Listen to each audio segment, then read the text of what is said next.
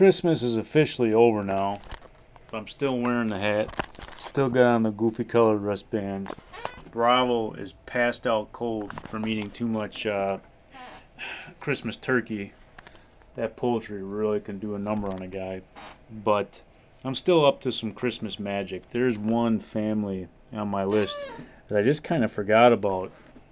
My memory is not as omnipotent as it used to be in the old days, unfortunately. But when the issue of game night came up, we always play games on Christmas. It's been a tradition in my family for decades. And it's anytime the family sits around the table, my heart and my mind goes out to this family that's dedicated themselves to showing the world how important that game night is. And I have a letter.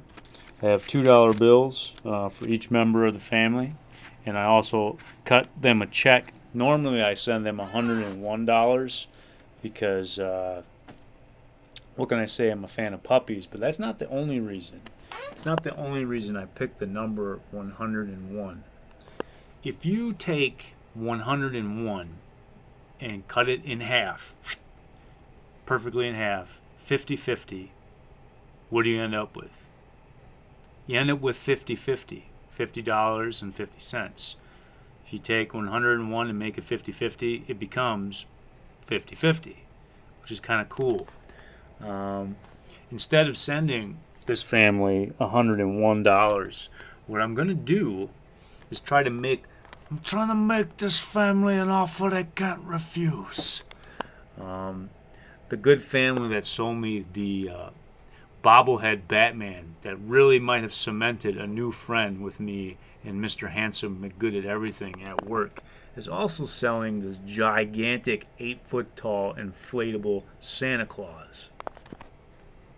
And I would really, really like to buy this Santa Claus for, of course, $50.50, 50-50.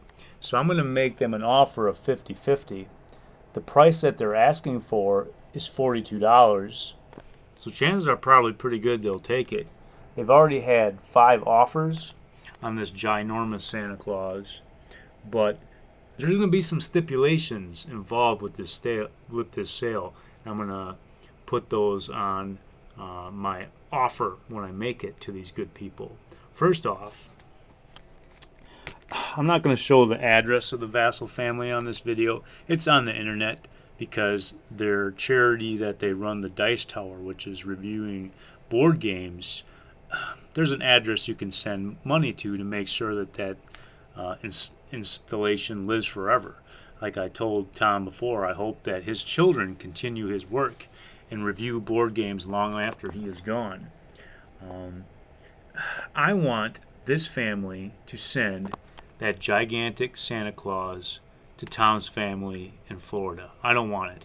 I really, even though it would be a good thing to see and a good memory every time I saw it, I want this family to send this to the Vassals in Florida.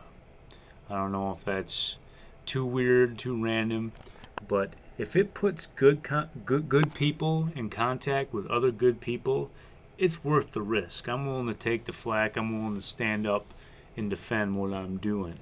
Another thing, another stipulation that I'm going to ask is that this family do check out the good works of Tom on the Dice Tower, and they consider spending some of that extra money that I'm giving them on a game for the family. You know, practice what you preach. I believe in what Tom's doing. I believe in what the Dice Tower stands for, and I'm willing to go the extra mile to show that by saying, hey, you know, spend a little money, buy a game that the whole family can enjoy. They can sit down around the dining room table and have a good night of fun and a good night of memories. And if that happens, I think that's going to make Tom feel better than getting the extra $55, because that's what he stands for. And when somebody stands for something that's bigger and better than themselves, it feels good to stand up next to them. So we'll have to see what this family says about this offer I make that they can't refuse. I think I need cotton balls in my mouth.